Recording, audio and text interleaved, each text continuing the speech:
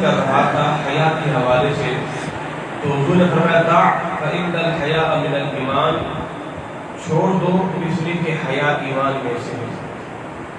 جو بندہ ایماندار ہے فطرتی طور پر اس کے اندر حیا کا ملکہ بھی ہوگا، اور جس میں حیا نہیں اس میں ایمان نہیں۔ اس لیے کہا جاتا ہے بے حیا باش ہر خواہی کن، جب بندہ بے حیا ہو جائے پھر اس کا جو جی چاہے کرے، اس کو پھر کوئی روک ٹوک کرنے والا نہیں ہوتا۔ اس لیے حیا ہے تو ایمان بھی ہے، اگر حیا نہیں تو ایمان نہیں۔ ایمان اور حیا یہ لازم ملزوم ہیں، ایمان ہوگا تو حیا بھی ہوگا، اور جب حیا ہوگی تو ایمان بھی ہوگا۔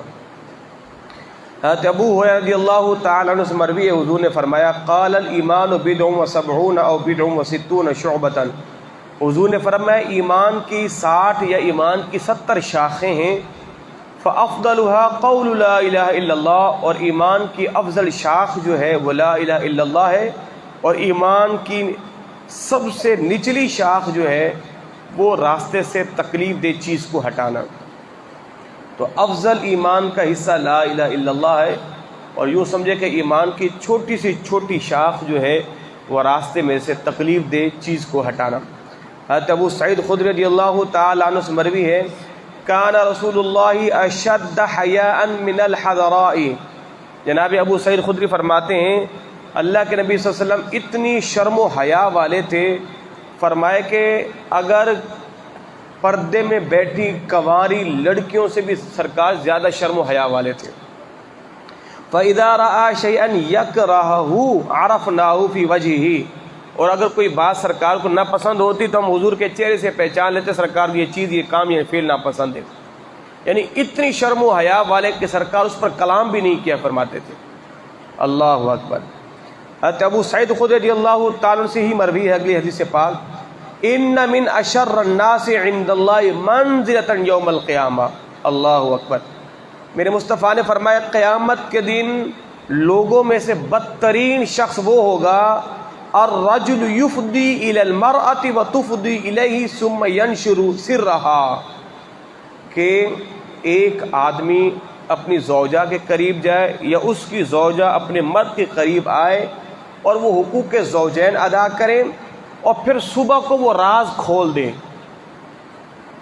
کہا کہ بدترین شخص قیامت کے دن یہ مرد اور یہ عورت ہوں گی، یعنی وہ جو ان کے پردے کے جو معاملات ہیں وہ صبح کو مرد اپنے دوستوں کو، عورت اپنی سہیلیوں کو بتاتی پھرے، فرمایا کہ یہ قیامت کے دن بدترین لوگوں میں سے ہوں گے۔ اللہ اکبر۔ تو اس لیے جو ہے بعض دفعہ یہ تو میاں بیوی کے حقوق کے معاملات ہیں نا، بعض دفعہ بندہ بھی گناہ کر کے اپنے گناہ کو بیان کرتا پھر رہا ہوتا ہے۔ اللہ کی بنا، ایک تو گناہ کیا اس کی سزا، اور پھر گناہ کا بیان کرنا یہ بھی گناہ ہے۔ بھئی اگر کسی بندے نے نماز نہیں پڑھی جان بوجھ کے وہ تو گناہ ہے، گناہ کبیرہ ہے۔ اب ایک بندہ کہتا پھرتا کہ جناب میں نے تو نماز ہی نہیں پڑھی، تو یہ بھی گناہ ہے۔ اللہ اکبر۔ تو حضرت عائشہ صدیقہ رضی اللہ تعالی عنہا جو ہے راز کے حوالے سے حدیث پاک بیان کرتی ہیں کہ آپ فرماتی ہیں کہ اماں فاطمہ رضی اللہ تعالی عنہا ان کے جو چلنے کا انداز تھا نا ہو بہو ویسا تھا جیسے سرکار کا تھا۔ بیوی فاطمہ تو زہرا کی چال ڈھال سرکار جیسی تھی۔ تو اماں عائشہ فرماتی ایک مرتبہ ہم ازواج حضور کی بیویاں حضور کے قریب بیٹھی تھیں اور اتنے میں بھی فاطمہ الزہرا رضی اللہ تعالی عنہا چلتی ہوئی آئیں۔ تو جب چلتی ہوئی آئیں تو سرکار نے انہیں اپنے پاس بٹھایا اور سرکار نے ان کے کان میں سرگوشی کی، سرکار نے کوئی راز کی بات کی، تو بھی فاطمہ الزہرا رونے لگ گئی، اور پھر آپ نے دوبارہ کان میں کوئی سرگوشی کی تو آپ ہنسنے لگ گئی۔ تو جب سرکار چلے گئے تو اماں عائشہ فرماتی میں آئی فاطمہ الزہرا رضی اللہ تعالیٰ عنہ کے پاس، میں نے کہا سرکار نے آپ سے کیا کہا مجھے ذرا بتائیے۔ تو آپ نے فرمایا یہ راز کی باتیں میں کبھی بھی بیان بولیں نہیں کروں گی، یہاں تک کہ سرکار کا ظاہری وصال ہو گیا۔ اماں عائشہ فرماتے میں نے بی بی فاطمہ سے پھر کہا کہ دیکھیں اب تو سرکار کا ظاہری وصال ہو گیا ہے، تو اب مجھے وہ بات بتائیں جو سرکار نے آپ سے کی تھی۔ تو تو فرمایا ہاں میں اب بتاتی ہوں. اور میں بات دراصل یہ کہ میں جب حضور کے پاس تشریف لائی نا اور سرکار نے مجھے اپنے قریب بٹھایا اور سرکار نے میرے کان میں کہا فاطمہ ہر سال میرے ساتھ جبریل 1 بار یا 2 بار قرآن کا دور کیا کرتے تھے رمضان میں. اس بار جبریل نے 2 مرتبہ قرآن کا دور کیا ہے اور میں سمجھتا ہوں کہ میرا وقت اب قریب آ گیا ہے. اب میں نے اپنے رب کے حضور جانا ہے, اب میں نے رفیق اعلیٰ سے ملنا ہے, تو میں سمجھتا ہوں میرا وقت قریب آ گیا ہے. تو فرماتی ہیں جب میں نے یہ بات سنی میں رونے لگ گئی. میں رونے لگ گئی. تو پھر حضور نے دوبارہ میرے کان میں کہا فاطمہ کیا تم اس بات پر خوش نہیں ہو کہ اللہ نے تمہیں جنتی عورتوں کی سردار بنایا ہے. اور فرمایا اے فاطمہ, ایک روایت کے یہ بھی الفاظ ہیں, کیا تم اس بات پر خوش نہیں ہو کہ میرے بعد سب سے پہلے تم ہی مجھ سے آ کے ملنے والی ہو. فرماتے پھر میں مسکرانے لگ گئی. تو یہ راز کی بات تھی, جب تک سرکار حیات رہے آپ نے راز نہ کھولا. حضور کے ظاہری وفات کے بعد یہ راز کھولا اور سرکار کے وصال کے 6 مہینے بعد سب سے پہلے بی بی فاطمہ الزہرا رضی اللہ تعالی عنہا کا وصال ہوا. اللہ اکبر. ابو ہریرہ رضی اللہ تعالی سے مروی ہے حضور نے فرمایا منافق کی 3 نشانیاں ہیں, اور ایک روایت میں ہے منافق کی 4 نشانیاں ہیں. پہلی نشانی کیا ہے؟ جب بھی بات کرے گا جھوٹ بولے گا, جب بھی وعدہ کرے گا وعدہ خلافی کرے گا, اور جب اس کے پاس امانت رکھائی جائے امانت میں خیانت کرے گا. اور چوتھی نشانی یہ ہے کہ جب بھی جھگڑا کرے گا تو گالم گلوچ کرے گا. تو یہ منافق کی 4 نشانیاں ہیں. بات کرے گا جھوٹ بولے گا, جھگڑا کرے گا گالم گلوچ کرے گا, اور امانت رکھائی جائے تو امانت میں خیانت کرے گا. تو یہ منافق کی نشانیاں. حضور نے فرمایا اگرچہ وہ روزہ دار ہی کیوں نہ ہو, جب تک اس کے اندر یہ نفاق کی ایک علامت بھی پائی جائے کہ وہ پکا منافق ہے. اللہ اکبر. حضرت عبداللہ بن عمر بن عاص رضی اللہ تعالی عنہ سے مروی ہے حضور نے فرمایا یا عبد اللہ لا تکن مثل فلان, فرمایا اے عبداللہ تو فلاں آدمی کی طرح نہیں ہو جانا کہ جو شروع میں تو رات کو کھڑا ہو کے قیام کرتا تھا, پھر اس نے قیام کرنا ہی چھوڑ دیا ہے. قیام کرنا ہی یعنی شروع میں تو ایک رات میں 100 نوافل, پھر اس نے 2 نوافل بھی پڑھنا گوارا نہیں کیے.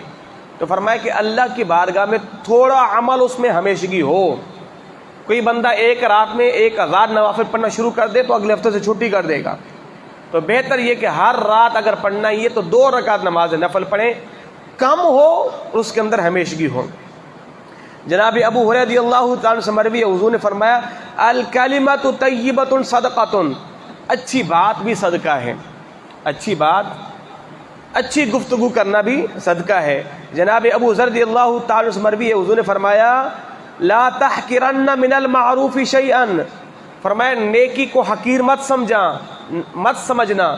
چھوٹی نیکی تو جناب یہ تو چھوٹی نیکی ہے. فرمایا نہیں, چھوٹی نیکی کو بھی حقیر مت سمجھنا, اور کسی گناہ کو ہلکا بھی مت سمجھنا. فرمایا اگر تم اپنے بھائی سے خندہ پیشانی کے ساتھ محبت کے ساتھ ملو گے تو یہ بھی تمہارے لیے صدقہ جاری ہے. جناب عائشہ صدیقہ رضی اللہ تعالی عنہا ارشاد فرماتی ہیں کہ اللہ کے نبی صلی اللہ تعالی علیہ وسلم جب سرکار کلام کیا کرتے تھے کان کلام رسول اللہ کلاما فصلا یفہمہ کل من یسمعہ, فرمایا کہ سرکار کا کلام ایسا ہوتا تھا کہ حضور کا کلام ہر بندہ سماعت کر لیتا تھا. ایک روایت میں یہ آتا ہے آپ فرماتے اگر سرکار کے جملے کوئی گننا چاہتا نا تو اپنے ہاتھوں میں بیٹھا سرکار کے سارے جملوں کو گن سکتا تھا. یہ حضور کے سمجھانے کا انداز تھا.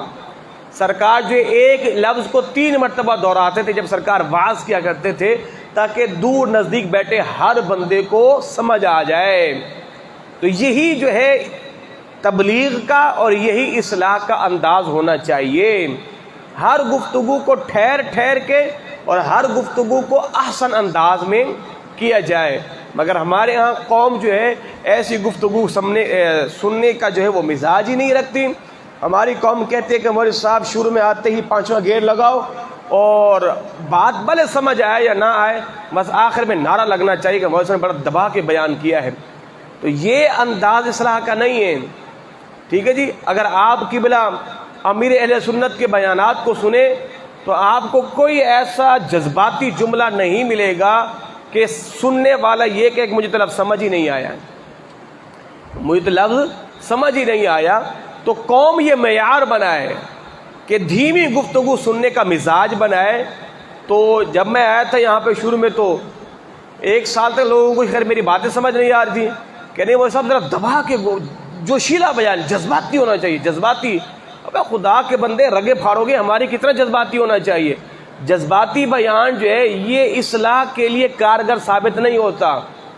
اصلاح کے لیے دھیما بیان احسن انداز میں سمجھا کے ہے یہی کارگر ثابت، اور یہی میرے مصطفیٰ کا طریقہ ہے.